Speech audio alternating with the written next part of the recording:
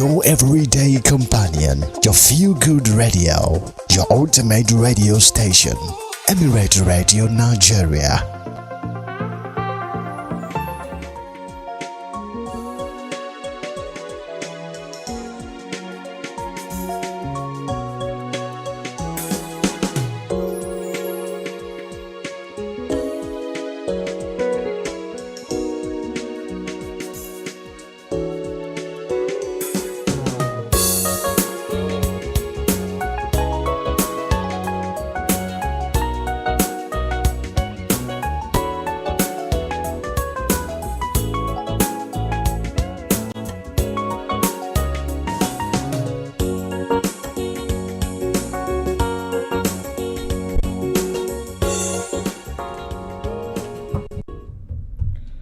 It's noon.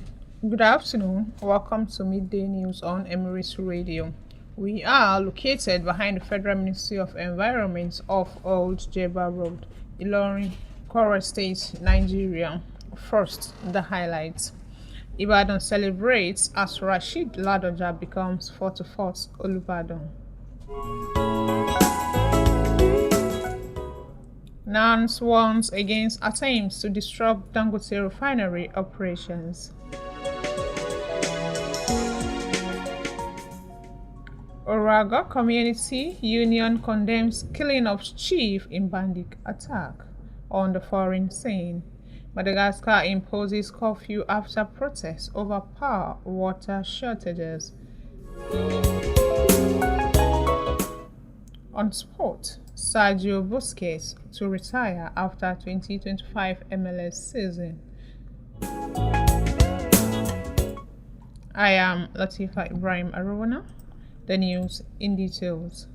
Ibadan is set for historic celebration today as Oba Rashid Ladoja is crowned the 44th Olubadan of Ibadan land at the iconic Mapo Hall.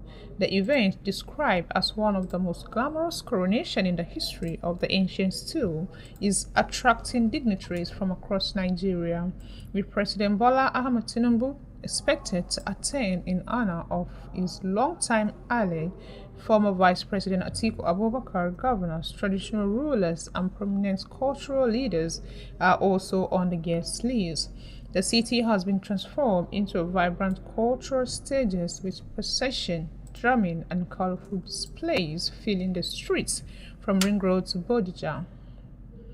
His accession is historic not only as the first Olubadan from the Arusa family compound, but also as the first politician in the southwest to combine electoral politics and monarchy, cementing his place as one of Ibadan's most admired sons.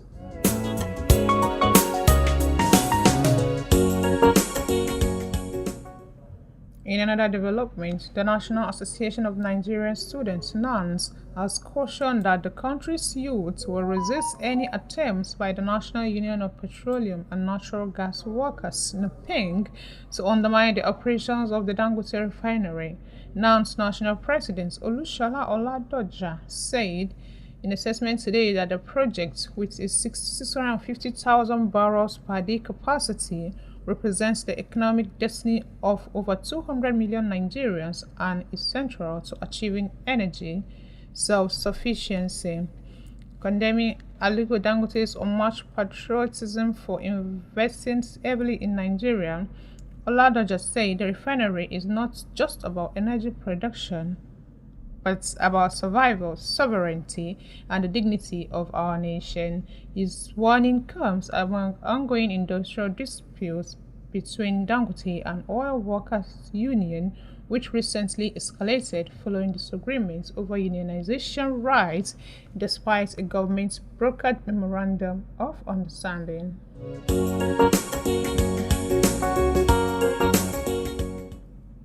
On the home front, the Oraga Development Union, ODU, has strongly condemned the recent attack on the community that led to the kidnapping and killing of a respected leader, Chief David Dekpo Aino, popularly known as Kebe, In a statement issued on behalf of the Oloro of Orago Kingdom, Oba Johnson Olarewaju Dada, the union expressed deep shock and sorrow over Thursday's tragic incident, describing it as a painful loss to the entire kingdom. The ODU denounced the act as cruel and barbaric, stressing that it was not only an assault on the late chief and his family, but also an attack on the peace, security, and dignity of the Orago people. The union urged security agencies to take swift action to apprehend those responsible and ensure they are brought to justice without delay, calling on governments at all levels to intensify efforts in tackling the growing wave of insecurity in communities. The union emphasized that residents deserve to live and work without fear. On behalf of the Oloro in Council, it extended heartfelt condolences to the bereaved family and pledged continued collaboration with stakeholders to safeguard the peace and progress of Orago Kingdom.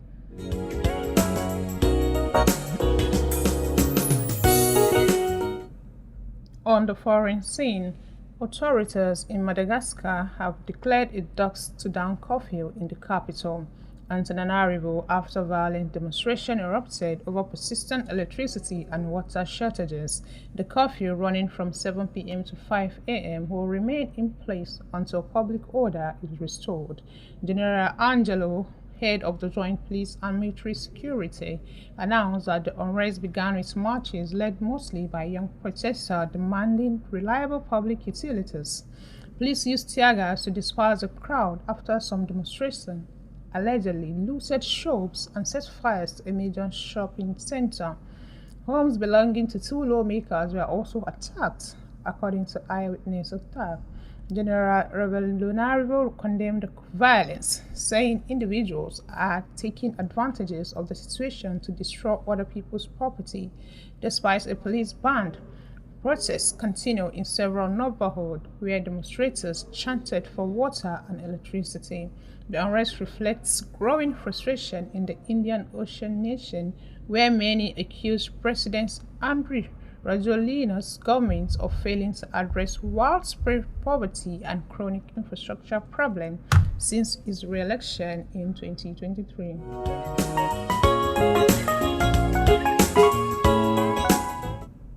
On entertainment, Nigerian Afrobeat star Oluwatobiloba Daniel Aniduagbe, popularly known as Kiss Daniel, has refuted claims that his bank accounts were frozen over an alleged court case. In a statement released yesterday, the singer dismissed the viral reports as false and malicious, saying they were aimed at tarnishing his reputation. The rumors, which spread rapidly across social media and entertainment blogs, alleged that Kiss Daniel had been ordered to pay 200,000 euros in damages, leading to the freezing of his assets. The artist, however, clarified that he has no such case in court and urged fans, partners, and public to disregard what he described as a fabricated story.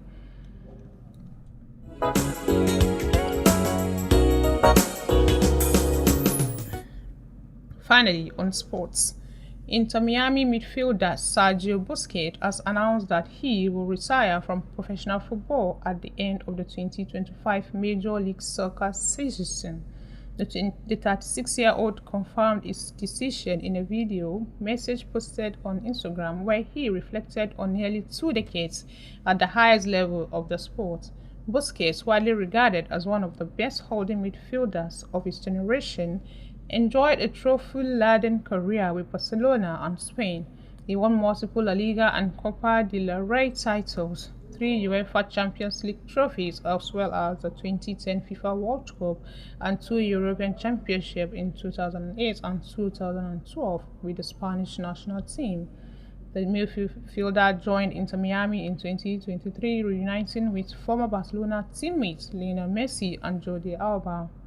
In his retirement message, Busquets expressed gratitude for a career that began with his boyhood dream and concluded with nearly 20 years of success on both club and international stages.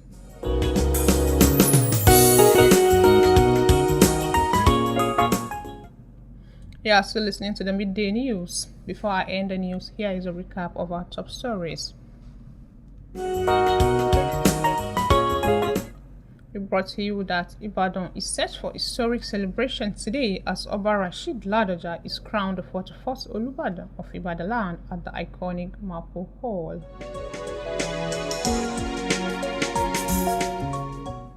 The National Association of Nigerian Students, NANS, has cautioned the country's youths will resist any attempts by the National Union of Petroleum and Natural Gas Workers to undermine the operations of the Dangote refinery.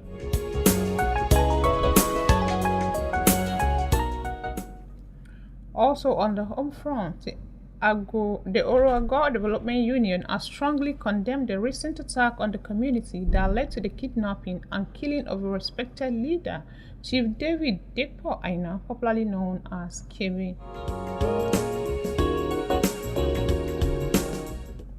On the foreign scene, we brought to you that authorities in Madagascar have declared a dusk-to-dawn curfew in the capital, Antananarivo, after violent demonstration erupted over persistent electricity and water shortages.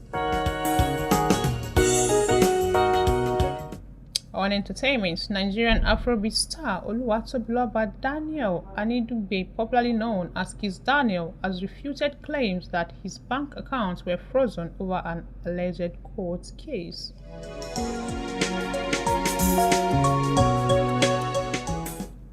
Finally, on sports, Inter Miami midfielder Sergio Busquets has announced that he will retire from professional football at the end of the 2025 Major League Soccer season.